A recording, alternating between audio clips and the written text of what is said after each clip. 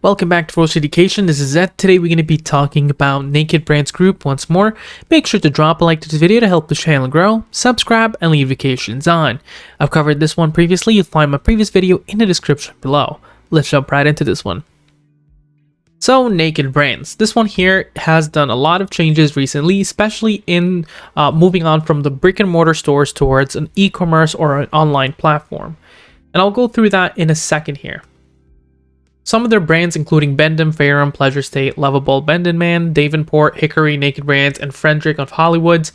And I'll go in a bit more in depth about the recent developments. This is their homepage.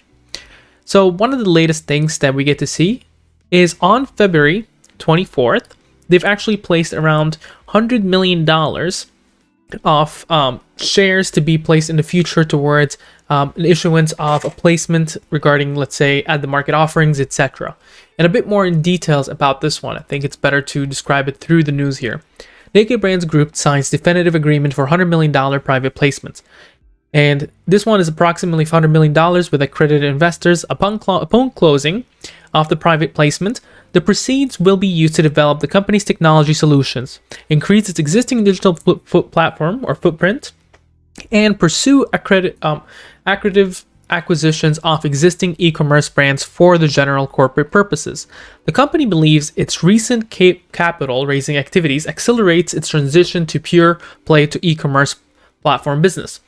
Now it's going to be 93 cents per share. Each investor will also receive a warrant to purchase 100% of the number of ordinary shares for which it subscribes.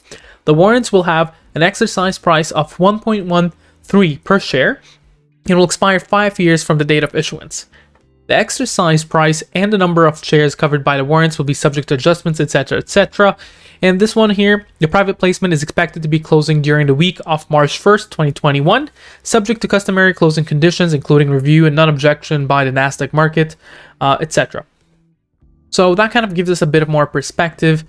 Now, the additional capital will further transfer the balance sheet, and now with $200 million in cash and no debt, this is a unique position of NAKD to pursue strategic acquisitions. It definitely is a unique one, where a company that was almost failing, almost bankrupt, got pushed up in terms of price almost to $340, and they just flooded the market with capital raise. Quite a smart move from them in my perspective. Some of the things I want to cover here, of course, I did try to go through a presentation. I wasn't able to find any, but we're going to go on towards a forward-looking statement here from their recent filings. So here, in terms of restructuring, on January 21st, 2020, we announced a planned restructure in which we would divest our physical retail store business operated by our wholly owned subsidiary Bendon in order to focus on our e-commerce business anchored by our wholly managed subsidiary FOH. In connection with the restructuring, this is some of the things that they're looking to do. The purchase would acquire all of outstanding shares of Bendon. The purchaser would assume the existing liabilities of Bendon, other than intercompany liabilities, which will be forgiven. The Bendon Senior secured credit facility with the Bank of New Zealand, which was repaid in full on February 10th, 2021. The liability of Bendon are estimated to be approximately 33 million New Zealand dollars. If Bendon inventory were to be more than our target amount, the purchaser would pay, I don't think we need to know this one. The next one, we would have the right to receive a specified percentage of Bendon's net profit during the 3 years period commencing on the first day of the second half of fiscal year 2022, and we would provide a 5-year subordinate secured loans to the purchasers. Anyway, moving on. Management changes. On January 21st, 2021, our board of directors appointed Justin Davis Rice as our CEO, replacing Anna Johnson. Ms. Johnson remains the CEO of Bendon. In connection with his appointment, our board of directors, upon the recommendation of the compensation committee, granted to Mr. Davis Rice phantom warrants with a strike price equal to 37 cents. The phantom warrants will vest in 3 tranches. The first tranche vesting immediately, the second tranche vesting on July 21st, 2021, and the third tranche is vested in January 21st, 2022.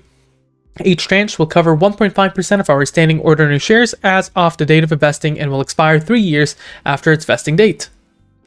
And then the private placement, we've just gone through that. The ATM and registered direct offering, you'll have to watch my previous videos, but there was massive amount of offerings that they did raise to get that to that $200 million cash on their book and no debt.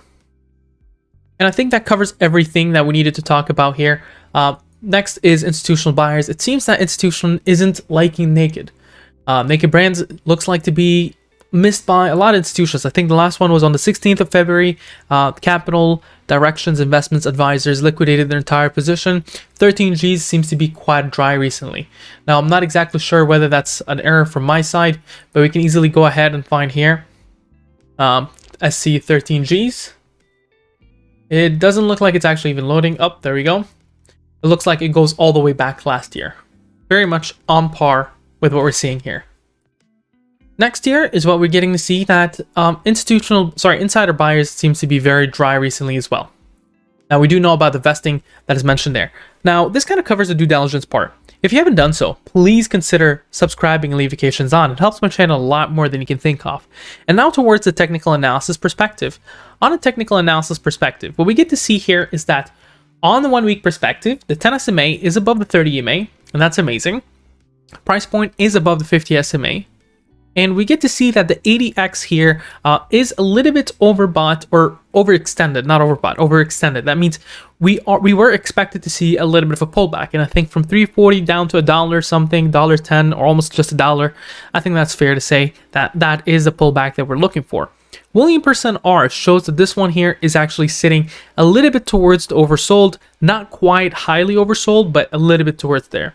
And then the next thing that we're looking at is that the NAKD here is seeing a little bit of a retraction, and that indicates either an accumulation period or a pullback. In terms of momentum, we're seeing another weaker momentum here. On a 1 day perspective, what we get to see is that this NAKD is actually going in negative. It is in the accumulation zone. Now, it's also in the trading action zone between the 10 SMA and the 30 EMA. That's where positive reversals are likely. And you get to see that this one here, what we're looking at is that it is expected to see positive reversals between $1.27 and $1.03. And you get to see it bounce a little today. Yesterday, dropped a little today. We're still get to see what happens next. 50 SMA is above the 200 SMA. That's amazing. The stock is highly oversold and momentum is almost no. There's no momentum in either directions. 2 hours perspective, things are looking like it might actually get a little bit worse on the NAKD. You get to see it's retracting. Next is the 80X. You're seeing it's actually seeing a little bit of a pullback there. And the William % R is looking like it's a little bit going towards oversold. And 10 SMA is above 30 EMA. That's amazing. But it actually dropped below the trading action zone of $1.19 on the 2 hour perspective. Next, moving averages. We get to see that this one here, it's expected to trade 139 at the top, 127 in the middle, and 114 in the bottom. The Bollinger Bands is between 164 and 9 cents. Next, what we get to see here next, whoops, and I just messed up a lot of things. All right, the stochastic fast and stochastic slow are both heading in the wrong direction, into the bottom direction, and that's something that would either hint for accumulation or for another sell-off. And over here, we need to look into Fibonacci retracements. We see a significant support level at the 85 cents, significant resistance at $1.34, $1.73, $2.13, $2.69, and $3.40. Now we need to draw some price line actions for supports and resistances. The first support we're looking at is $1.14. It's currently just sitting there. Next below there is $1.10. Below there, you're looking at $1. Below there, you're looking at 91 cents. Below there, you're looking at 84 cents. Significant resistances, you're looking at $1.21, $1.33, $1.50, $1.71, $1.89, $1.97, and then up to $2.40. Now, it comes to the question to end. What do you think about this one? Now, we've seen in GME, for instance, AMC, and all these different stocks that they kind of actually seen a bit of a run. Now, a lot of them are actually tanking as we speak. Tanking from the $200. Of course, they still jumped from $40, for instance, for GME. And AMC jumped, I believe, from $6 or something, or $7 to, well, $8.45 currently speaking. And Naked was one of them. I think other ones were KOSS, and you get to see this one also seen a little bit of a jump, but Naked seems to be missing that train. And the big question on it is that, well, it actually did see a little bit of a run this morning. And it did see that kind of a little bit of a jump, right, to the $1.49. Now remember, Naked Brands is not heavily shorted anymore. It was only around 10% short, I believe. So you can't really short squeeze nothing that has been really shorted that heavily. And it might have just missed the hype train. People might have forgot about it. But right now, the hype is ending. So that means it looks like it's actually all retracting and going back. And if it does go back, then why would NAKD follow? So treat it as its own company. Stop trying to play the hype. If you'd like to invest, I think it could be a good investment opportunity. They have compliance right now, and they might actually have good plays. It's definitely going on towards the speculation part, where how it affect their e-commerce and their e-platform there. What do you think about this ticker? Make sure to mention down in the comments below. Share, subscribe, and like. Have a wonderful day.